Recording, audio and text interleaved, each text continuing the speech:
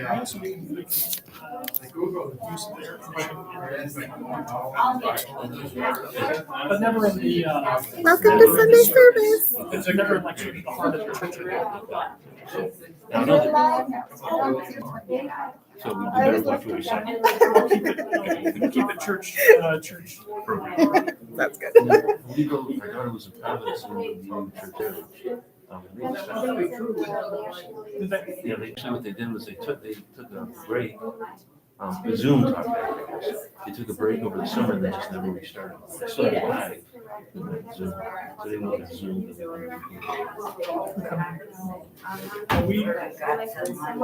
Yeah, Carl's gonna do that. We do in the summer, and then we're also limited by the technology in the summer. So in the summer, we just reduced to podcast only. We don't have, that's how we thought about making it available here. I have no clue. Yeah, it will be interesting. Yeah. I think live streaming even after everything's over, so that's for value. For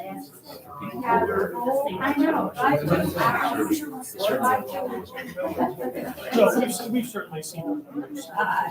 They sort of decline by maybe 20-30%, and then they sort of stabilize there. And I anticipate we'll continue to be coming up year over year. Decline, but I imagine we'll continue to be so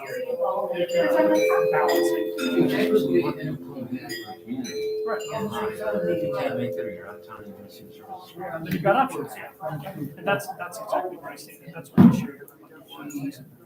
We already invested our money. It's not going. We're not going to stop. Yeah. The emphasis should really it's critical.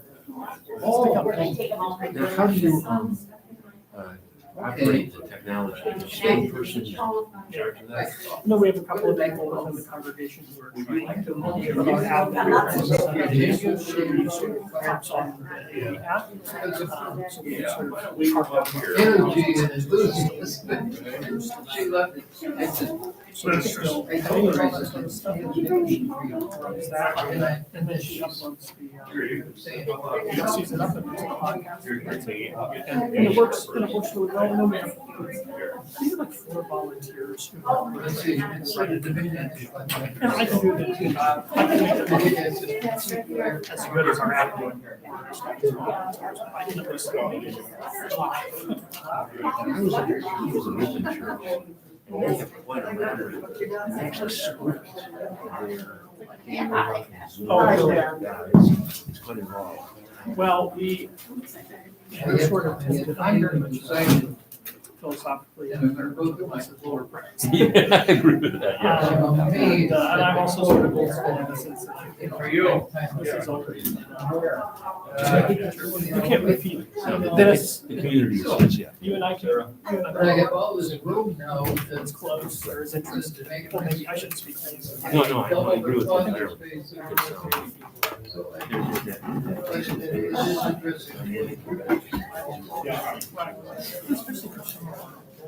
Only 1, 2, 3 things I think They need.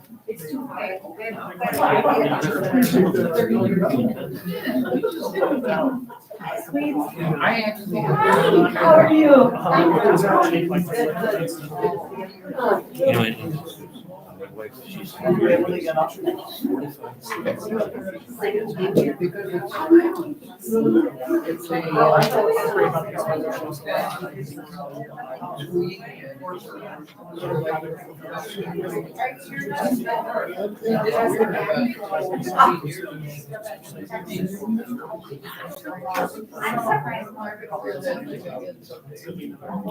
well, I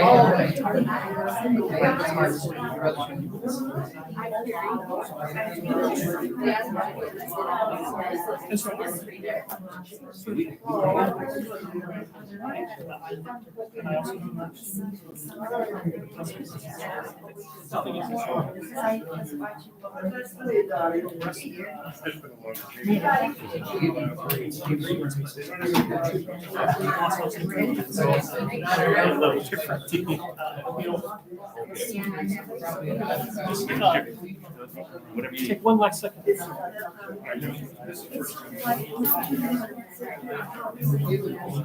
Excellent. Are you gonna drive to?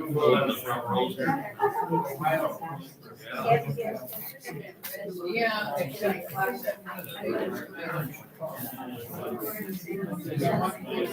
Oh, I.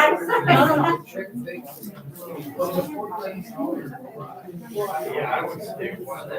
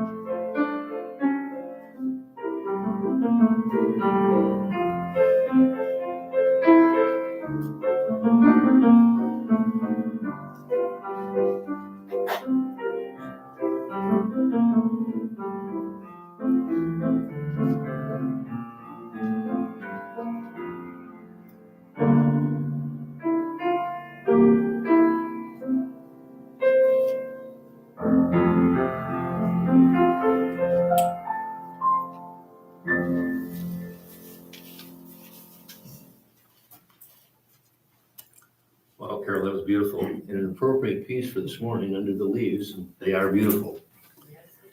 Welcome on this beautiful spring day. Oh, it's fall. It just feels like spring.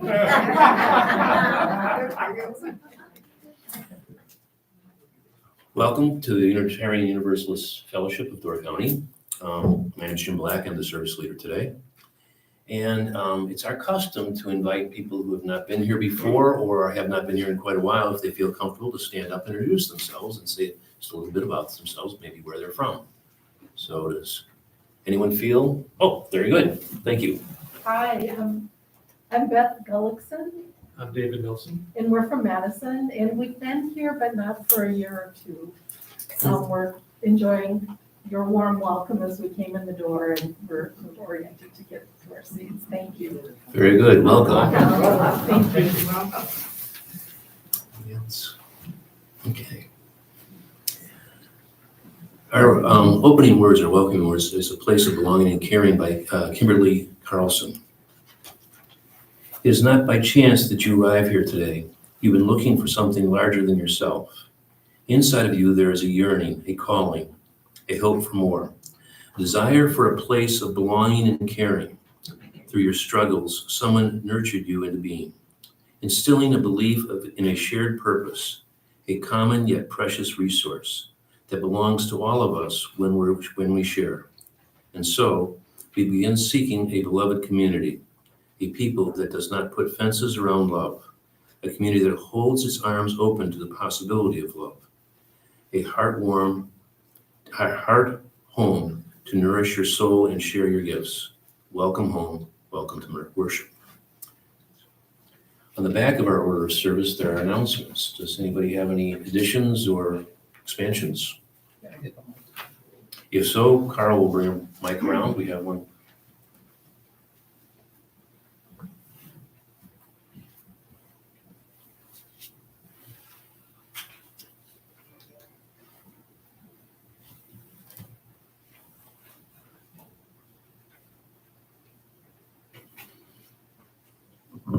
Hi. I have some invitations from Stephen Woodward. He's a visitor here off and on. He's has an open house at his studio in Ellison Bay for the next 2 weekends.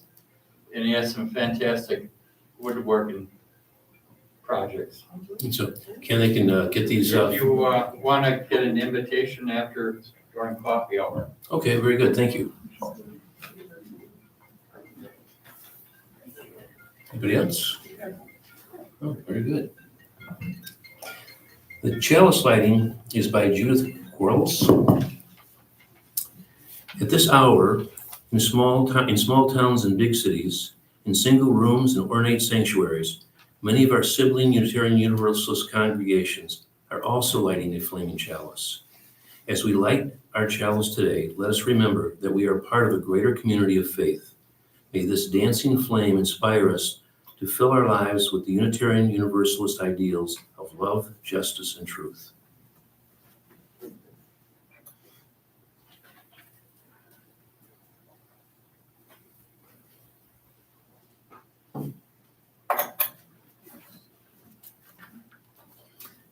Today's speaker is Reverend Brian Mason, and this is sort of Brian's third time here because one of the 3 times he was just virtual. So it's nice to have people live. And Brian has served as a minister of the First Unitarian Universalist Church of Wausau since 2017. Brian grew up in rural Missouri.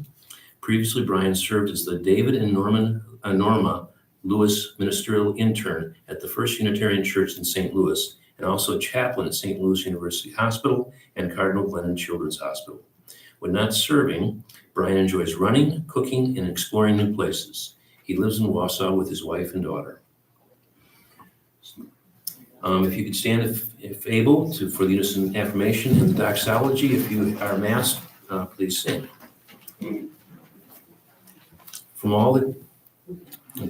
We gather together to seek knowledge and wisdom, to explore freely the vast reaches of mind and spirit, to celebrate within a caring community those truths, ancient and modern, which give meaning and direction to our lives. Will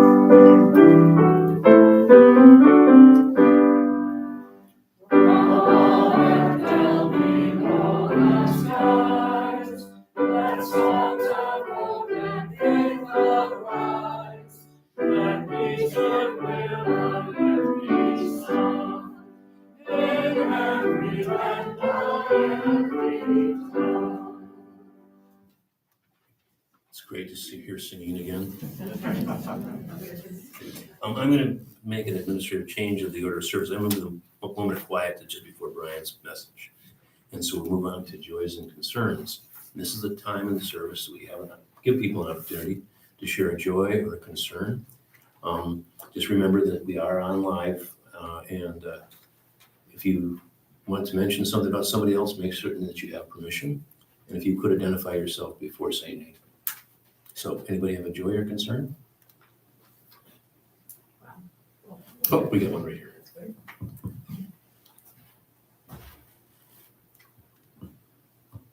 This is Meg Zittelman, and a week ago I was at the Unitarian congregation in Asheville, North Carolina.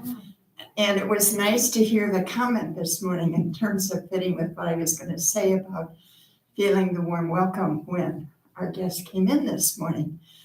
Because I've been hearing that about our fellowship off and on ever since I've been a part of it, that's something that we really try to do and pride ourselves in. But I thought, well, doesn't every congregation do that? And I've probably in the last 2 years been to 3 or 4 other UUs, and I'd have to say without exception, no. So we really do stand out, I think, for that effort and that quality. And so I think we can feel good about that. Okay, any others? Oh, I think Bob's got one here.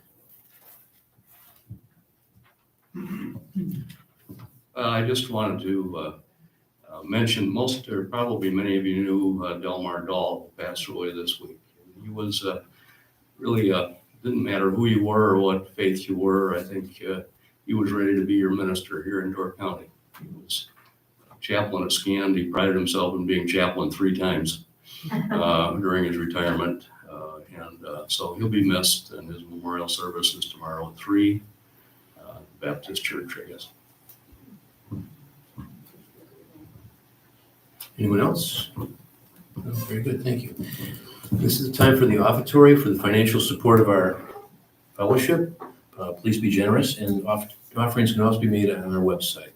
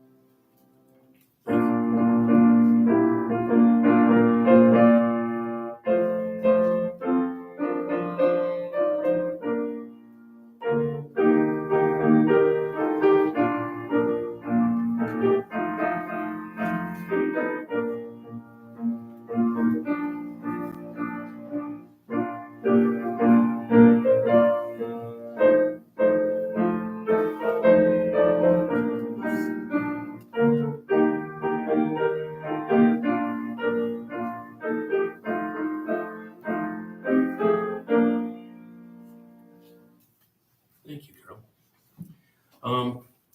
Next is a reading that Brian chose, The Indispensable Discipline of Social Responsibility by James Adams. Very interesting reading. Subjective virtues are virtues that can be exhibited in immediate person-to-person relations. Objective virtues require an institution for their expression. Thus, from the larger human perspective, we can say that the isolated good man or woman is a chimera. There is no such thing as a good person as such. There's only the good father or the good mother, the good physician or the good plumber, the good churchgoer, the good citizen. The good person of the subjective virtues, to be sure, provides personal integrity for the individual. Without it, in the viable society is not possible. But from the point of view of the institutional commonwealth, the merely good individual is good for nothing. Moreover, the narrow range of responsibility of the man or woman who confines attention merely to the family and job serves to dehumanize the self. So that took me a couple of readings to really start to grasp. So hopefully Brian will explain a little bit more. We have a hymn, which is great. It's again singing. Carol's is a little complicated, so Carol's going to go through it once, and then we will stand and sing number 52.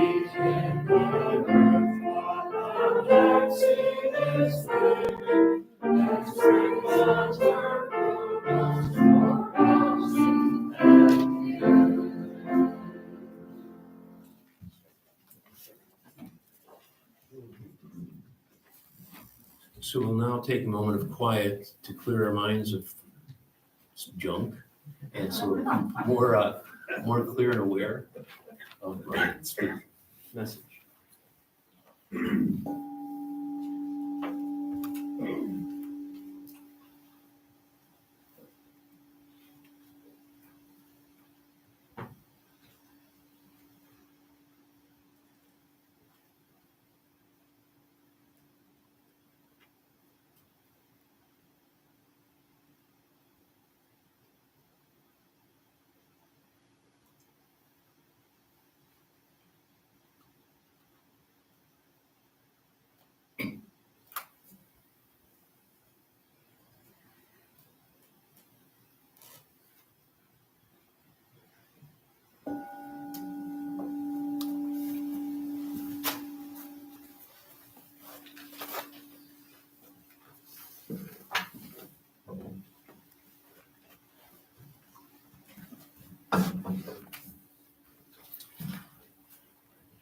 Well, good morning. I see you all. Thanks for having me back. This is my third time. And I love coming up here to Door County. And I want to thank Sarah and Jim for making my ability to preach here quite easy. I just send a couple emails and come up here. It's very nice. My sermon is entitled On Belonging. I thought, given the nature of the Protestant main line, of which I lump in Unitarian Universalists, we could talk a little bit about belonging to a church. So the sermon starts about 6 years ago when a Wausau Business Group invited me to a luncheon that was arranged so that the city's religious leaders could come together and mingle with the city's business leaders.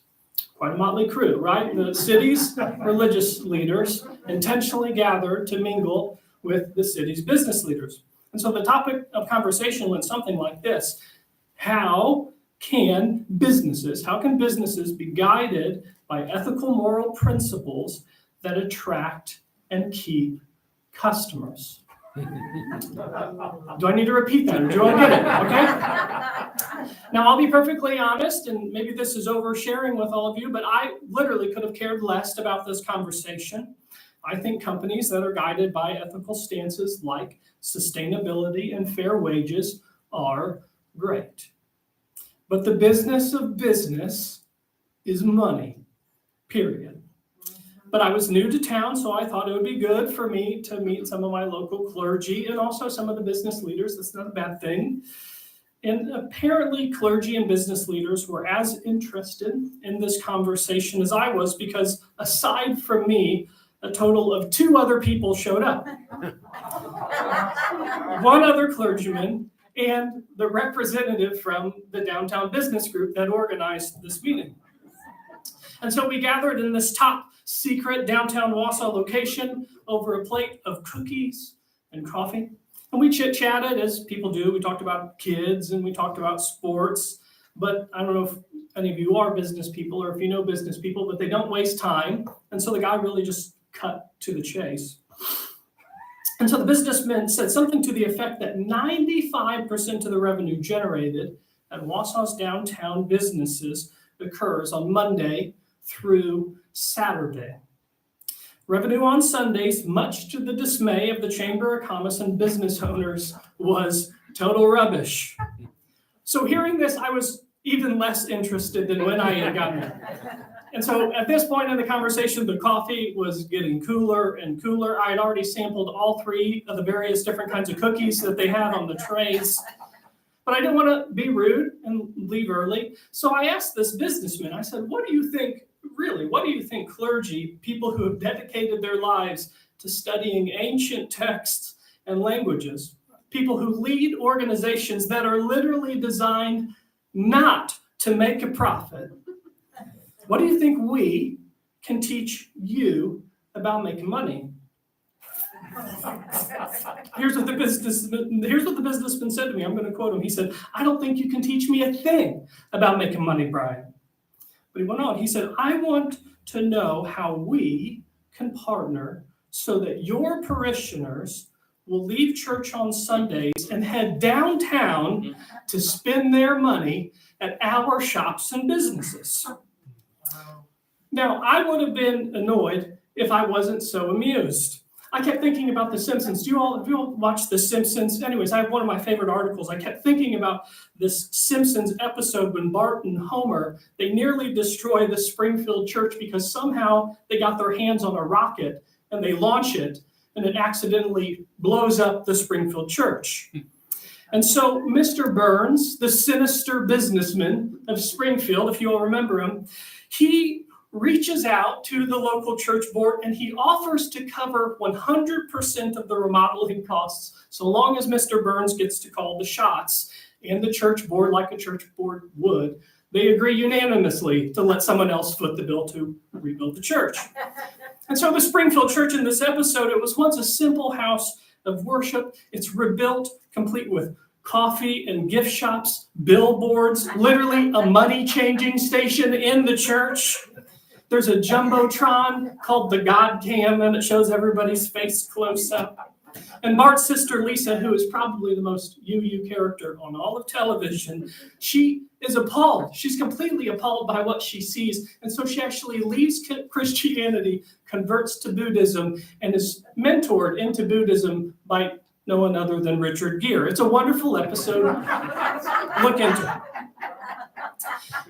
So it was soon apparent to me and my fellow clergymen at this business meeting that this other clergyman, like me, had sort of come in search of new ideas. We were sort of intrigued by the topic to some extent. But after he heard the pitch, the clergyman sort of shouldered up to me and he said, Brian, I hope you realize that people like you and people like me, we're a dying breed. He said, I've been a minister in Wausau for a decade, and I have watched over the past 10 years as the downtown churches get smaller and smaller every year. And he said, and we don't have Mondays through Saturdays to make up for Sunday's woes, like the downtown shops and diners. And here's the point that caused me to sit upright. He said, I give it 25 to 50 years before half of Wausau's churches are bought up by mega churches or developers, and they're going to turn our quaint little sanctuaries into coffee houses and apartment buildings. It's a depressing thought, isn't it? So rather than cite statistics that you can easily find on Google, I'll just say this. Organized religion in America is changing. The church I serve is blessed, truly, the church I serve is blessed with relative stability whenever you compare it to other churches, and not just in Wausau. I have colleagues who pastor UU churches throughout this country who haven't netted a new member to their congregation in years. Let that sink in. So deciding to join and therefore belong to a church or a fellowship like this one, let's be honest, it's really weird. It's strange to join a church. Most of the things that you join, what do they do whenever you join something? They give you something in return for your membership. The country club gives you what? Access to a good golf course, maybe a little bit of prestige. The YMCA gives you swimming pools and exercise equipment and free coffee in the morning time. A yacht club, I had to Google a yacht club. I don't live up here, but a yacht club apparently will give you a place to park your boat in the water, which I think is a perk of joining a yacht club.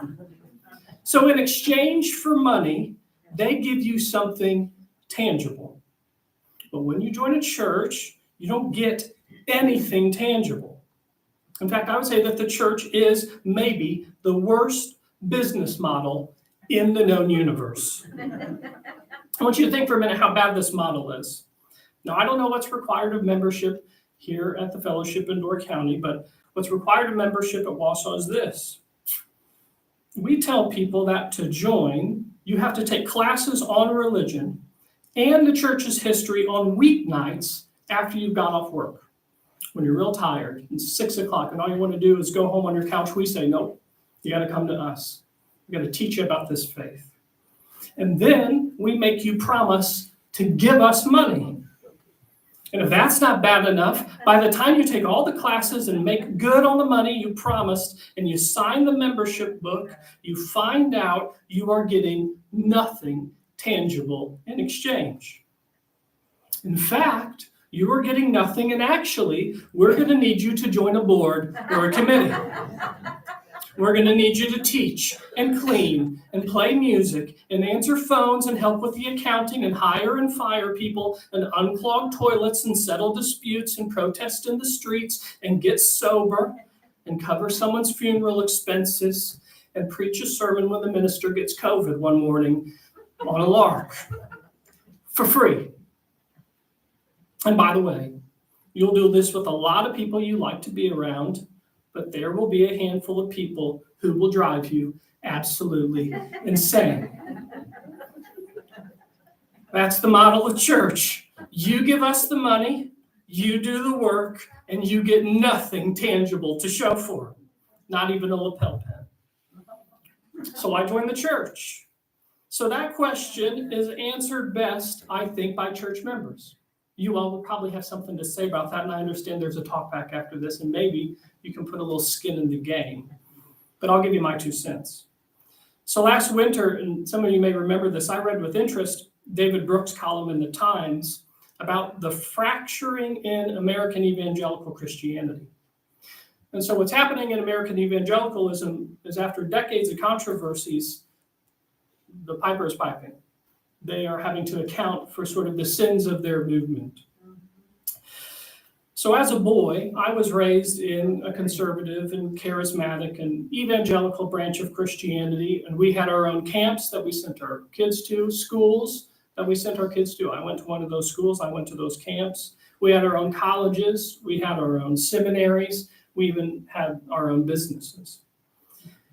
And many people talk about evangelicals, but as someone who lived it, I need to let you know that most people seem pretty ignorant about evangelicals. And I'd sort of invite you to think of yourself as ignorant if you don't know anything about evangelicals, especially if you've never actually practiced it or been generally curious or in a relationship with someone who practices it. And I say that not to just get a reaction. I say it because religion, like art, like food, like Aristotle's philosophy, or which Beatles' album is the best, they can't be summed up with assumptions. You have to dive in. You have to live it before you can properly dismiss it. So what's happening in evangelicalism is nothing short of a revolution. It spawned a movement that's seeing droves, thousands and thousands of evangelicals decamp for atheism or agnosticism or progressive Christianity or other religions entirely. And this revolution actually has a name, and you probably come across it at this point. It's called the ex-evangelical movement. People who are leaving or deconstructing, as they say, the faith to either rebuild it in a better, more holistic way, or they're leaving altogether. And here on the liberal side of Protestantism, we might feel a little bit smug about learning that evangelicals are leaving. But Brooks's article, in my opinion, it could have been about Unitarian Universalists just as well. After all, our movement has its own controversies. Our way of thinking has its own addictions. We have our own blemishes, not to mention the droves of people who leave our churches for reasons not entirely unlike the ex-evangelicals. Now, I tend to think that American religion now faces the headwinds, the likes of which I'd compare based on the history as I read it to the year 1517. If you remember 1517, that's when Martin Luther nailed 95 gripes to the front door of his local church. He lifted up some things that he thought needed to be critiqued. And this act, what happened was Luther sparked what became the Protestant Reformation that led to other reforms, like the Radical Reformation, from which our spiritual ancestors emerged. It was not just one Reformation. I always say it with the plural, reformations. That's one thing to keep in mind. And what did Luther want? He wanted the Catholic Church to stop selling backdoor tickets to heaven. It's basically what he wanted. Our ancestors here in the Unitarian Universalist faith, they said, I see your bet, Martin Luther, and I raise you the eradication of bishops, the eradication of popes, and we want a church totally divorced from the state. We want a church by the people, and a church for the people. Outcasts, Puritans, people who believe that women should be educated, that no human should be owned, that creeds aren't necessary, that God's love has no boundaries. All of those ideas are so commonplace to us today. They came as a result of those religious revolutions. And so our 200-and-something-year-old experiment in liberal Protestantism is facing a new Reformation, and what comes of it, get this, it's up to you. Why is it up to you? Because there is going to be no bishop who will ride into town and help you. No pope is going to come from the Vatican and help you. You will not get tax dollars, and this is the path we chose to walk. And so in Brooks' article, he quotes the religious scholar Karen Swallow Prior before making this point, quote, modernity has peaked. The age of the autonomous individual, the age of the narcissistic self, the age of consumerism and moral drift has left us with bitterness and division, a surging mental health crisis, and people just being nasty to one another.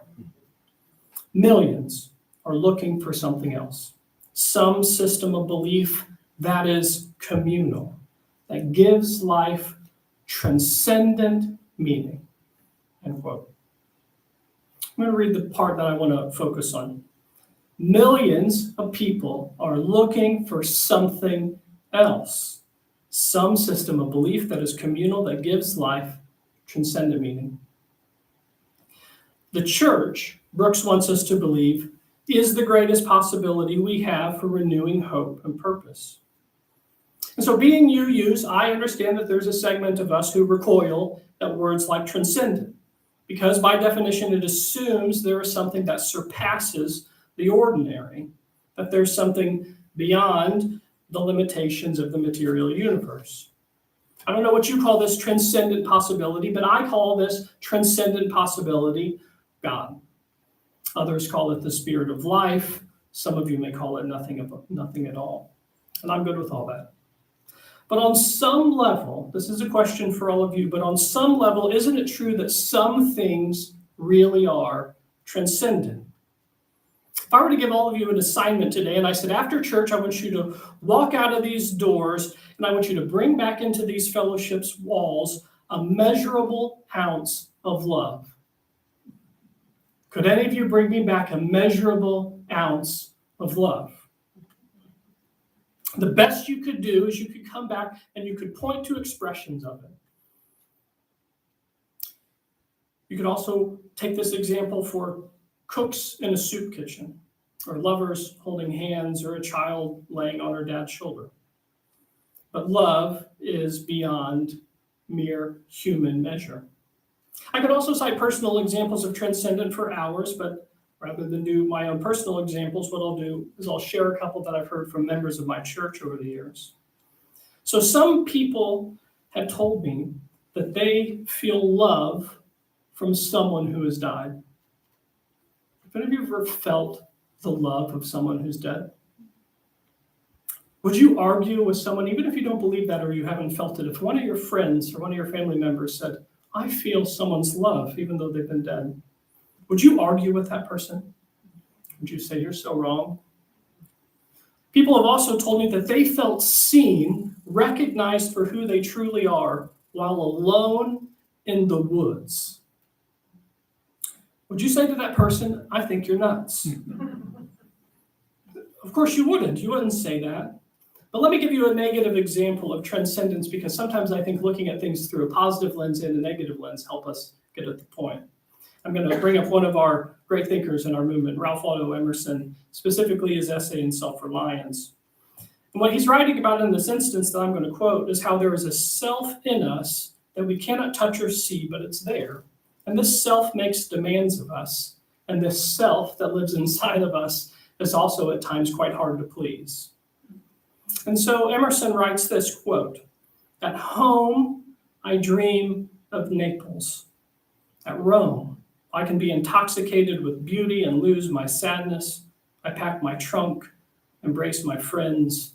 I embark on the sea. And at last, I wake up in Naples. And there beside me is the stern fact, the sad self, unrelenting, identical, that I fled from, end quote. You can run, but you can't hide. So I put Emerson's rather depressing point in positive terms like this. There is something in us that hungers for things that cannot be satisfied with physical experience and material things. Love, friendship, acceptance, grace. You can't buy any of those things, and when you try and describe, the best you can do is just gesture in their direction. And so we make art and music, we wage wars and sacrifice, we wed and raise children, all in the name of love. And even with all that good stuff love is, to use St. Paul's words, it's still just seen through a glass darkly. Because love transcends. And so the question I asked you to think about this morning is, why join a church? And so as we've seen, there's hardly anything tangible you get for belonging to a church. Sure, you might get some potluck food from time to time. That's a roll of the dice. Sometimes you might get a pair of hand-me-down skis. You might get a hand-me-down jacket. Someone might offer to house sit for you for free, walk your dog for free. But ultimately, when you join a church, what do you get? So in St. Paul's letter to Timothy, he describes the church as the household of God.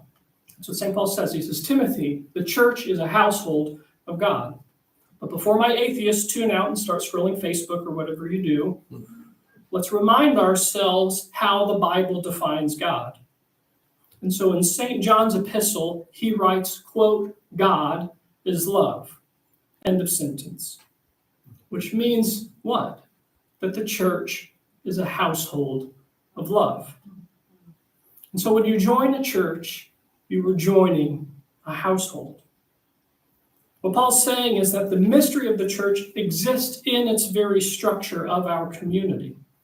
The mystery of the church is the warmth you find in others and the relationships you mend and tend. This is what St. Paul tells us the church is. And so notice that what St. Paul is not saying is that the church is a set of dogmatic principles. Unitarian Universalist churches aren't reserved for atheists or agnostics or Buddhists or Christians or Democrats or Republicans or dog lovers. Our churches are households of love. And in our households, we don't practice relativism where anything goes. We don't practice pluralism and expect you to believe in all the things others do and don't. Our church and our faith is the continuation of an ancient family with minds on fire. Minds on fire with the principles they embraced, with wills committed to necessary forms of action, and the desire to nurture in ourselves a willingness to choose like-heartedness over like-mindedness.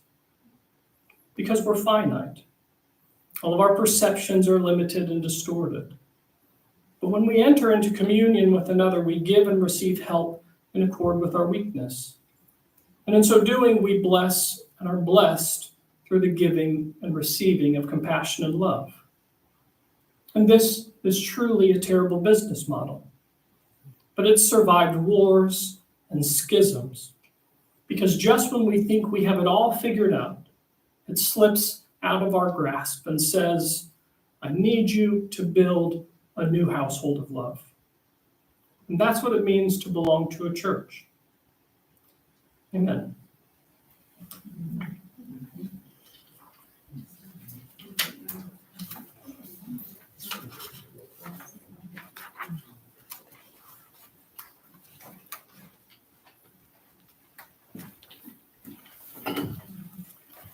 Brian, thank you very much for a very clear message on somewhat undefinable thing.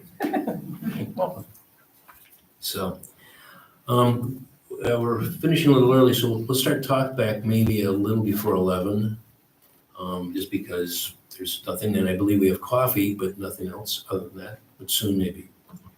So, the closing words that extinguish the chalice. The chalice is now extinguished, but its light lives on in the minds and hearts and souls of each of you. Carry the flame with you as you leave this place and share it with those you know, with those you love, and most especially with those you have yet to meet.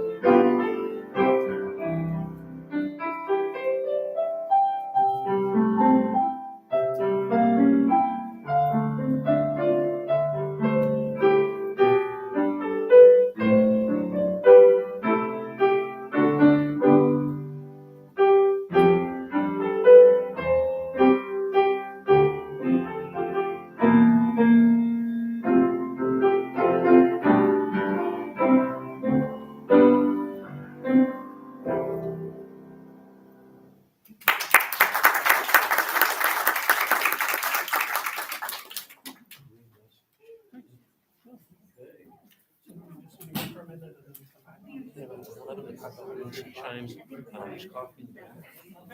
What you do is I'll turn the camera and set you over there. These people stay too. Oh, they say.